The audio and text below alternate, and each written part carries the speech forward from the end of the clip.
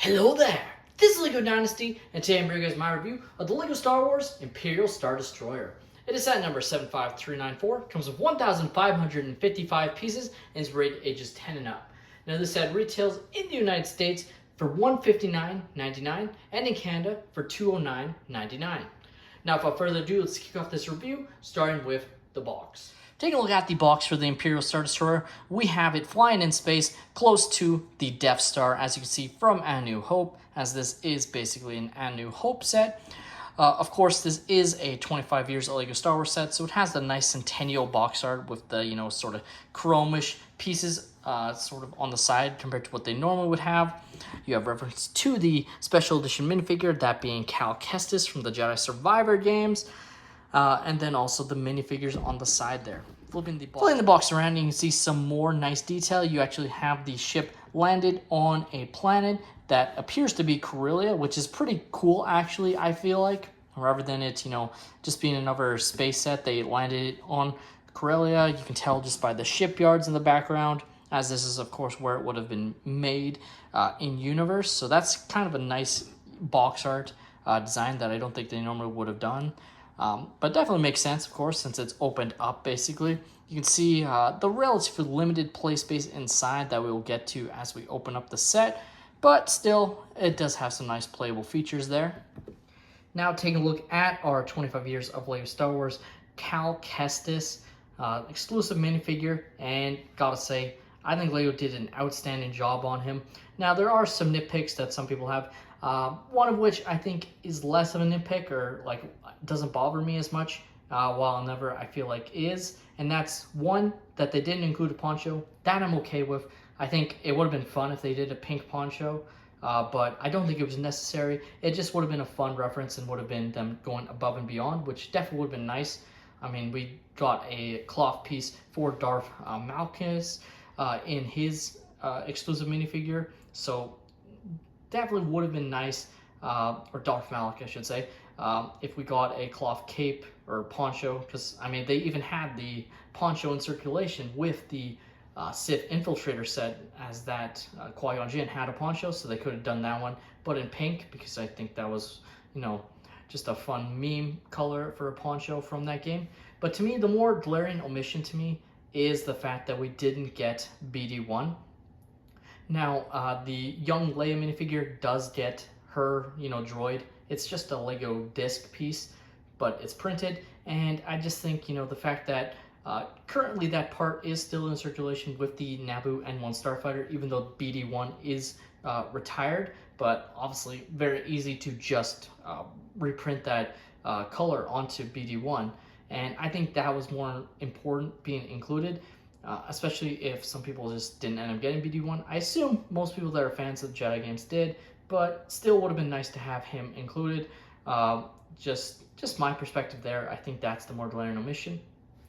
My other thought is, while I think this is a great inclusion, I really genuinely hope this doesn't mean they are dead set against not doing any Jedi games, especially with the third game.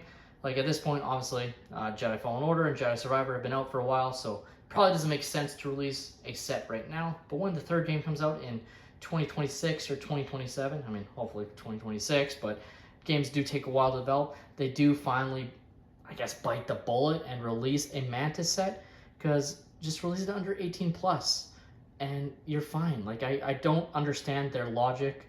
I really don't find the games to be much more or at all violent than what Force Unleashed was, which got a set in its first game. Obviously, they didn't do any because the second one they felt was extremely violent, mostly because of the dismemberment feature, which I know the Jedi Survivor games do have that. But again, I just really hope we do get more Jedi games, because one, it's some of the best that Disney's released. Obviously, it's a video game franchise, but I think it's some of the best Star Wars content we've gotten in the last few years, so I want that in Lego form. So getting Cal Kestis here is awesome. Like I said, he's absolutely fantastic. Don't even think I've really touched on the detail. He's got some great leg print in there, even a nice print on the leg for his pouch. Torso print, all very accurate to what we see in the game. Does have a double-sided face print with him a bit more, angry. And just really nice, just a single lightsaber blade, which is fine, I think. and just in general, a great minifigure. Of course, this is a pretty standard stand, consistent across all of them. You are also given a 2x4 plate, so you can attach them all if you wanted to. So I generally just leave it attached there so I don't lose that piece. But yeah, so that's definitely very nice. And yeah, I just really hope that, yes, while I'm glad that they did calcast this since they don't have a Mantis set in circulation now, I hope the set is popular enough and the figure is popular enough that they realize, yes, we shouldn't be allergic to money and should make a Mantis set. Taking a look at our next minifigure, we have the Imperial crew member, and overall this is a pretty nice figure. I really like the design. It's gray tunic, just very simple, and we've definitely gotten figures like these in the past. It does have a nice printed cap that actually has the Imperial logo. Don't think it'll show that well on my camera, but it is right there. And he also has a headset on his face printed on, which is pretty nice. Obviously, by the way the cap is designed, don't have a double-sided face print. But this is a very nice minifigure. Next up, we have the Imperial Stormtrooper, and really feel like we should have gotten at least 2 of these characters in this set. Like I don't know, it really feels like we got gypped here. 2 would have been fine, I think. Only getting 1 feels a little low overall, but overall, definitely a new inclusion. Of course, this is the newer design that actually has what I believe has been dubbed the Family Guy style helmet. And the main reason for that is you can't really turn his head. Like right now it'll stay on, but it's not really attached. So you can't turn the helmet when it's like fully attached to the stud, which is definitely a bit odd that you can't like turn it and have him look like that. Like you can, but it'll fall off, which is definitely what you don't want. Underneath the head, we have a female face here, which is pretty nice. Not double-sided, of course, but still a nice minifigure face there. Overall, the torso and leg print is all great as usual. Just the helmet update, definitely a lot of people aren't fans of, and I think I'm growing with that sentiment as well. Our next minifigure is actually a named character, which is pretty interesting. I didn't actually realize that, but his name is Commander Praji. I'm guessing he's the commander of this Imperial Star Destroyer. Don't remember him at all in the film, but I assume he was in the scene at the boardroom when Darth Vader is, sort of being questioned with his power of the Force and whatnot. So definitely a very nice to get a named character here. No idea if any of his badge uniform is accurate, but overall he's still a great character and needed inclusion to have some sort of pilot or commander character, so definitely very nice there. Next up, we have classic Darth Vader. This is obviously top of the line Darth Vader. He has arm printing and leg printing. Like, this is the absolute best we're going to get in these sets. Definitely nice that they're not being cheap and deciding not to include the arm printing. I'm glad that's become consistent with him. That's pretty just standard at this point, so definitely nice there. He's got some great printing detail. Like, he's just your standard Darth Vader. You take off the helmet, you can see his face there. He does have scarring on the back of his head, but not a double-sided face print. And, lifting up his cloth cape, as you can see back there, looks pretty nice. Got his red lightsaber. Like, this is just your standard Darth Vader, but definitely nice to have included, as feels like they probably could have decided not to include him, so it's definitely nice that they did. Next up, we have the Imperial Gunner, and this is a great character here. I think this might be my favorite figure. He's not unique to the set or anything, but just love the helmet design here. Also don't think the helmet's exclusive, but I just think it's a really nice, cool design, not something you get in every Imperial set, so definitely pretty nice there. Torso to leg printing looks great. He even has some belt printing that continues from the torso to the legs, so that's definitely pretty cool there. Got some nice back printing, and is also a more female face. And finally, we have the Imperial Navy Trooper. And again, just not a unique figure to the set at all, but overall still a nice figure. And this is another one that I feel like we could have gotten 2 of. So that feels like we could have got 2 Stormtroopers and 2 of these Navy Fleet Troopers in this set. While there's not a lot of space, I still think there is actually enough space for those 2 characters to also be included. Just overall, would have been nice if they had those extra characters. Just Star Wars, you got the minifigure tax, so in another theme, you would get 3 or 4 more characters at its price point. In Star Wars, you're getting less, obviously. So disappointing there, but this is still a good minifigure. Quickly taking a look at the manual before we get into the rest of the set. And as you can see, it is a rendered image on the front there. Pretty standard. I'm always going to say, don't find the rendered images do the sets justice like we used to get, but this is the new standard and is what we're probably going to be left with for the end of time. So at the end of the day, it doesn't take away anything from the build experience. I just think it doesn't look as professional as it used to.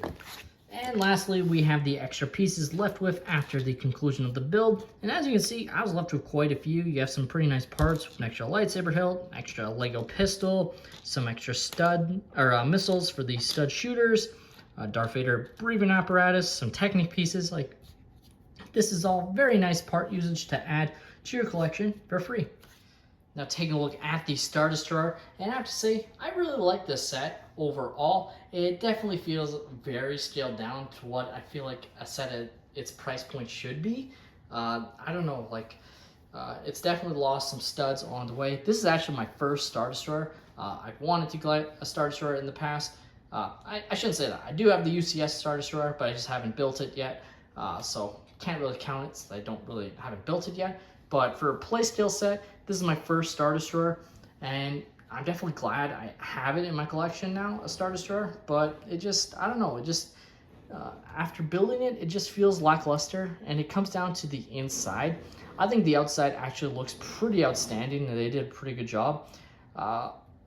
Feels a little bit too studdy at points, like, feels like they could have plated some more of it, but I know they don't prefer to do that, especially with play scale models. But still, feels like some of these more areas could have been plated more or used plates rather than these studs showing all over the place. Like, I think it just comes down to that because this one is so tiled off here and has a lot less studs that it just becomes more distracting on the rest of the set that is much more studded. So that's just my personal preference there. You might not mind it. Obviously, it is a Lego set. It's always going to show studs. I just feel like could have shown a little bit less there. Really like the bridge area, though. I think it turned out pretty outstanding. Does have the use of a sticker part here, which again, stickers are fine, but there's something about them printing on gray with stickers. Like, it just looks off when you're looking right at it. You can see it's basically a completely different color here, and it just is very noticeable when you're looking straight at it, and that to me is an issue. Like, I don't know if Lego, I've brought them in other videos, like maybe they have to start doing these stickers on translucent pieces again of sticker, I don't know, sticker paper, whatever it is, just to avoid that color not matching. Or they could just start printing these parts more often, especially since this is the only part up here that is a print. Like, again, just feels like definitely could have just been a printed element there, and then I'm not complaining about it because it would have matched the color and wouldn't have, you know, been so obviously, you know, a sticker basically. You have the side turrets on this part here, which looks very nice, and you actually have some, you know, movability here, which is pretty cool. You control it through the back here, so you don't have like 360-degree turning radius, but you can still turn it a bit, and you actually have it on both sides there, which is pretty nice overall. So that's definitely pretty nice. You can actually see a little bit more movement here. Just when you place it in the right spot, it'll move a little bit better there. Flipping the set around to see the back, I actually think this looks pretty nice overall. And you have the nice engines at the back, which again, I think looks really, really nice there. Just looks really clean and smooth, and yeah, I love that look there. Now, prior to opening up the set, there's actually one main play functionality, which really to me doesn't feel that necessary, and that's the fact that you have this hidden handle. So the way to access it is you lift up these two panels, and then you can lift it up, and there you go. And it definitely is nice to have included, but I almost feel like it didn't need to, and it in fact caused the set to lose some more space that it could have used just to have this included, because it just doesn't feel that necessary. Like, don't get me wrong, it's very stable in the handle and is nice, but I don't know if it was that necessary, because I find that the set is stable very stable. Like, I'm not worried grabbing it that the bottom plates are going to break off at all. Of course, if I drop it from a certain height, yes, it's going to break, and I guess you're not going to have as much potential for that to happen when you're grabbing from here. Now, very easy to open up the set. It's actually not locked in any way. You literally just lift this part open, and then you can just flip the sides out just like that. As you can see, we'll get a better look at right here of the section that I just pulled off. I actually realized I forgot to mention the stud shooters or missile shooters, which I'll show off now just to show. So basically the way to activate them is you just press down here. You have these parts here that you can actually lift up, but in order to fire, you would just push down like that, just like that. And to reload, you would just quite simply press it in there. Of course, you are given 2 extra missiles, which is definitely very nice in case you lose any. Now, taking a look at the inside, you can see some of the nice, sections of the set that they have. You have the walkway essentially right here, very plain, and definitely to me looks the least good. But you can place Darth Vader there along with the commander. So I guess that's nice as they watch over the officers that are doing their job here. You have some nice sticker detail, as you can see right there, and also right there, kind of hidden there, but it'll also be on the other side. So you can place your characters inside. You have what appears to be like a medical bay at the side here, along with what I assume to be is a hologram of a space battle happening. It's definitely not very clear. Some people suggested it might be a hyperdrive, but I'm guessing, with the red and blue, it's meant to be a hologram of, a space battle currently happening with the Empire taking on the Rebel Alliance there. So definitely pretty cool there. Moving the commander and Darth Vader, you can actually see a really nice sticker detail here with some nice panel details there. There's also some more down at the side there, and it's repeated on the other side as well. Flip it around, as you can see right here and right here. So definitely pretty nice there to have that included. You can also see some more detail. You have what looks to be a desk space. So you can have, the commander, I guess, be hanging out on the side there as he's, drinking his coffee. You have some crates in the back here, which have some nice detail. Here we have a binocular piece, and you also have a Imperial crate here, which has some thermal detonators, as you can see, like that. So we have 2 thermal detonators in there. And then you have another space on the side here for a gunner, I guess, or really could be any other character to control these panels here, which is definitely pretty nice to have them, be fighting against the rebels, essentially. Now, the last main detail of the set is actually these sticker details here, which has readouts of damage taken by the Star Destroyer, which is pretty cool, and then what I assume to be some hyperspace lanes as they are preparing to make a jump, as well as some detail on some TIE fighters. Definitely looks pretty cool, or maybe this is even just, positions of enemies, so that's definitely nice. You can have Darth Vader examining the fight going on out in space as he prepares to maybe go and join the fight in his TIE Advance, as you can see, just like that. And of course, you can have some other characters standing to the side, ready to assist as well if need be. Just like that. Now, you can close up the set with characters inside. You can't have anyone on the main walkway, of course, because it is fully closes up when it locks in place there. But you can have all the characters and not have to worry about, setting them a certain way in order to close it up. So that's definitely pretty nice there. The LEGO Star Wars Imperial Star Destroyer is, to me, a pretty darn good addition to the LEGO lineup. And while there is some disappointment that this wasn't actually, a Death Star playset, kind of similar to what we got with Yavin 4, as that was the original rumor, Cal Kestis is a great exclusive minifigure and is definitely going to drive sales of this set. And it was definitely smart to put him in the set, because I just imagine if they put, you know, young Leia in the set, and I don't think the set would have done nearly as well as I think the set is going to do. It's definitely really awesome to get a Star Destroyer, especially since we haven't had one on shelves since the UCS Star Destroyer when it retired a couple of years ago now. So definitely very nice there to get another Star Destroyer. I think the minifigure lineup leaves a little bit to be desired. Could have included 2 Stormtroopers and 2 Navy Troopers, in my opinion. I think if we got that, those 2 extra minifigures definitely would have made the minifigure selection perfect in my eyes. But it's the Star Wars tax, which means less minifigures than what we get in other themes. Just doesn't mean we have to be happy about it. I think the set is definitely pretty good value for its piece count as well, so you're not going to be disappointed there, as there's definitely some nice large pieces. Just would have been nice if we got more printed elements in the set, as it does have quite a few stickers and no exclusive prints at all. With that being said, that's all my opinion. Let me know your thoughts on the LEGO Star Wars Imperial Star Destroyer in the comments down below. Have you guys picked up the set, or are you planning to?